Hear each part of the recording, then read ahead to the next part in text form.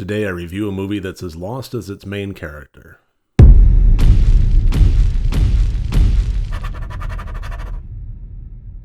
Hello and welcome to Rotted Review of the Day, and today I am reviewing the 2017 movie Belzebuth. Now this movie was made in 2017 but was just released in 2019 as a Shudder original, and that is where I happened to catch it. And what I found about this movie is that it had a very, very strong start, but ultimately did not know what to do with itself and went down so many weird false branches of its plotline that it just wound up fizzling.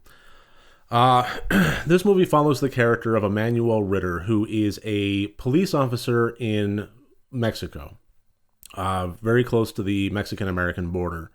I'm not sure if it was Tijuana or if it was, somewhere closer to Texas. It's just kind of ill-defined as far as that goes, but it is somewhere close to the Mexican-American border on the Mexican side. And it starts out with him losing his son in an extraordinarily brutal fashion, a fashion that even horror films are kind of reticent to go down.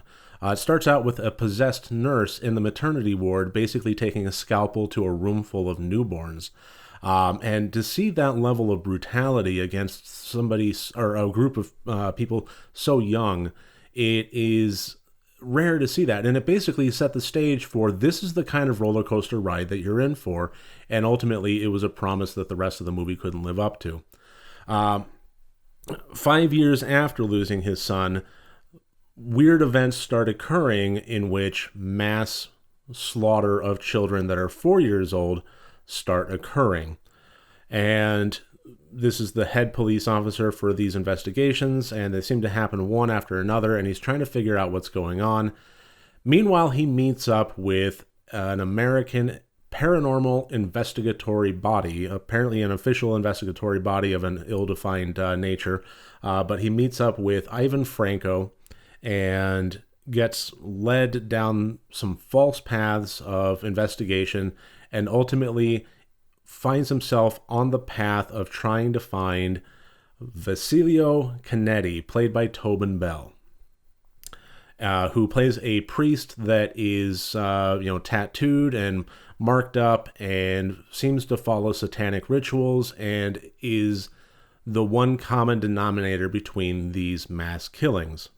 All right, so I think here's one of the big problems that I had with... I have a few big problems with this one. First and foremost, okay, this is a movie about possessions, and you can't have possessions without exorcism. It's apparently just an absolute rule, and the problem for me is I don't know. I think that no matter how much movies these days try to punch up exorcisms, I just find them to be boring at this point. And the unfortunate thing is, the more that movies try to punch up exorcisms with all sorts of razzmatazz, the longer it goes on.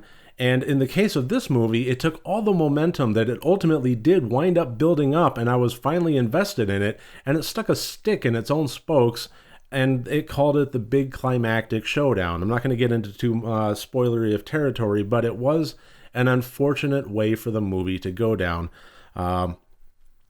Another thing was Tobin Bell.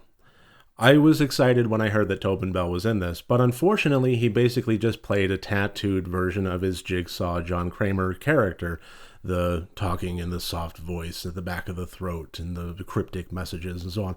I like Tobin Bell, but I would like him to play a different character. I would like him to basically, hey, how's about a cup of coffee? Just kind of be a normal guy that ultimately is drawn into these circumstances instead of just the cryptic master of knowledge releasing them, in one piece at a time. I don't know. It just kind of felt like a continuation of his Jigsaw character, and I really want to see him break out more from that. I like Jigsaw. I like the John Kramer character, but I thought this was an exciting opportunity to see him as something else. And unfortunately, I just really felt like it wasn't. But I think the main problem that I had with this movie was with the Emmanuel Ritter character himself. Now, he was played by Joaquin Cosio, and I thought it was an amazing opportunity. First of all, it was very well performed. And you had this character that was sympathetic and, like I said, well performed and had this great backstory and ultimately, I was rallying behind him from the get-go. Just the way he was written, the way he was acted, I was on board. And you had these mysterious circumstances happen, and in the realm of the mystery at the core of a horror film, I thought we had a really, really great foundation laid. We had these weird circumstances, we had high stakes, and we had an investigator that I was rallying behind. Now, I really wanted to see him use forensic tools, use knowledge, go to the library, do what he had to do to ultimately track down what was happening, who was behind it, and how to fix it, or, prevent it from happening in the future. And ultimately what we had was a character that was just led by the hand by other characters down avenues that had dead ends, and ultimately wound up falling ass backwards into the ultimate right path against his will. He was just kind of there along for the ride, and I thought it was a really badly missed opportunity for the character to really shine. So I'm going to go and throw up all the scores here. As always, 4 different categories, each one worth up to 25 points for a total possible score of 100 points. And as you can see from the plot score here, I did think it was slightly above average. The great parts were great, but they were offset by bad parts that just basically were meandering and following its own tail, and ultimately didn't know what direction it needed to go down. And the intent reflected that. There wasn't a whole lot of this that I wasn't just confused as to why they were doing what they were doing, and any of the scares that they were trying to impart upon me fell flat. I wasn't scared at all by this movie, neither with dread, with suspense, or with jump scares. None of it really worked, but I did find the storyline and the characters especially somewhat compelling. So just enjoying the movie on a purely entertainment level, that did earn some intention points there. The acting, I thought, was pretty darn good. It was well performed. Tate Ellington playing Ivan Franco was well done, but the problem is, as he was written and as he was presented to us, it was about as forgettable of a character as I could ever see on the screen. But ultimately, I did think the acting was slightly above average. As far as the technical goes, this was well shot. The sound editing was good. The effects... about the effects. The practical effects were quite good, and there was some CG in this, and the CG that had the grander scope, the larger environmental impact, I actually really liked. But the problem is the CG that was employed as the small little punch-ups, and I'm talking specifically about some blood splatter moments, looked terrible and took some massive points off for the technical. It was a small thing, but it was so distracting how bad it was, and it was totally unnecessary. First of all, it didn't need that kind of punch-up. There was plenty of blood to go around. It didn't need to splatter it along those fashions. And second of all, if you're going to have that kind of splatter, then make a blood pack. Do it on camera.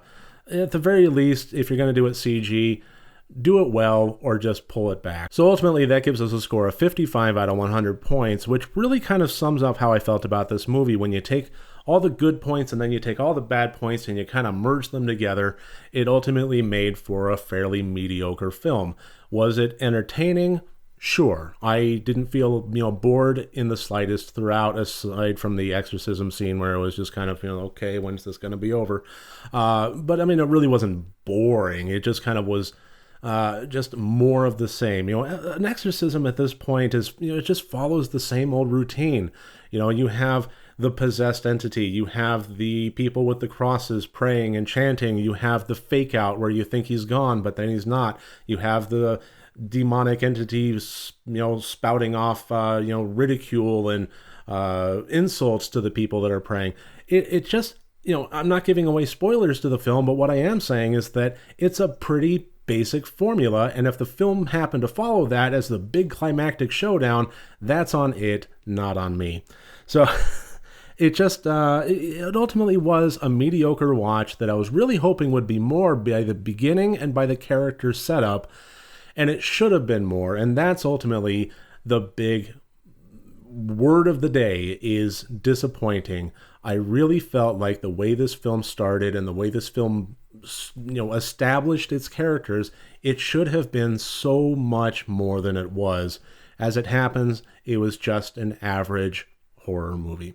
So would I recommend it?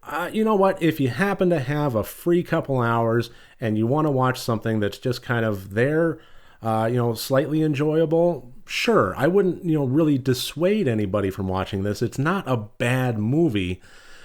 But would I absolutely recommend it? No, I really wouldn't. I think there's plenty of other things out there that are more worth watching than this. So that should about do it. That's my review of 2017/2019's Shudder original, Belzebuth. I really thank you for joining me here today. If you like these videos, please click like and subscribe. And if you want to support me further, my Patreon link is below. Remember, next time you want to watch a horror movie, first make sure that it's good and rotted.